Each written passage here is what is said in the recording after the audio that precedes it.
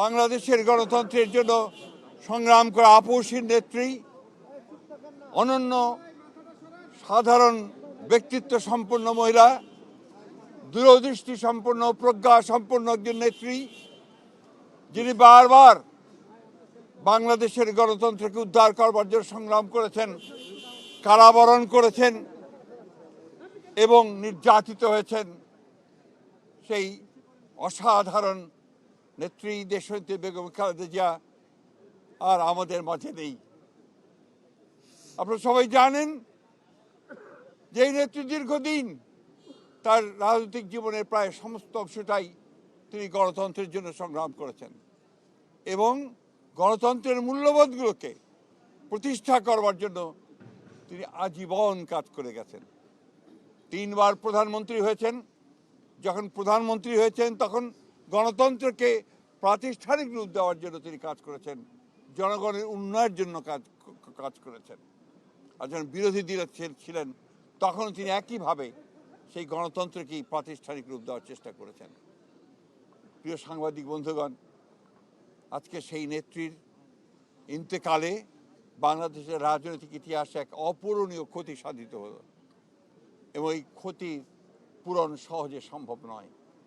আজকে এমন একটা সময়ে তিনি চলে গেলেন যখন একটা নির্বাচনের দিকে তৈরি হয়েছে, গণতান্ত্রিক ব্যবস্থাকে প্রতিষ্ঠিত করবে, সেই সময় তিনি আমাদেরকে ছেড়ে চলে গেলেন। আমরা এই শোক, এই বেদনা আমাদের পক্ষে ধারণ করা খুব কঠিন। তারপরেও আমরা এই শোককে শক্তিতে রূপান্তরিত করতে চাই।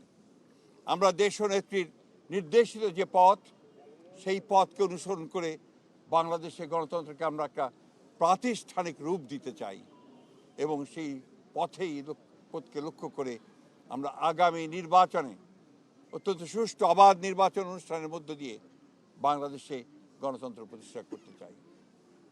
সেই নেত্রী আজকে অসংখ্য লক্ষ কোটি মানুষকে কাঁদিয়ে চলে গেছেন। আগামীকাল তার জানাজা অনুষ্ঠিত হবে, দাফন হবে।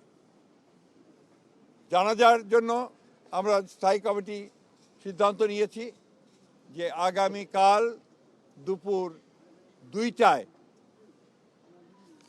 পার্লামেন্ট ভবনের দক্ষিণ প্লাজায় যে মাঠ এবং মানিক মিয়া অ্যাভিনিউ, এই পুরো অংশ জুড়ে আমাদের নেত্রীর জানাজা অনুষ্ঠিত হবে। এই জানাজা পড়াবেন আমাদের জাতীয় মসজিদের খতিব অর্থাৎ বাইতুল মোকাররমের খতিব। আর এই জানাজায় যে সঞ্চালন করবেন, পুরো বিষয়টাকে যিনি সঞ্চালন করবেন, তিনি হচ্ছে আমাদের জাতীয় স্থায়ী কমিটির সদস্য জনাব নজরুল ইসলাম খান। এরপরে আমাদের স্বাধীনতার ঘোষক, বহুদলীয় গণতন্ত্রের প্রবর্তক, বাংলাদেশের আরেক কিংবদন্তির নেতা, যাকে রাখাল রাজা মানুষ, তার মাজারে, তারই পাশে আমাদের এই মহান নেত্রীকে সমাধিস্থ করা হবে, দাফন করা হবে।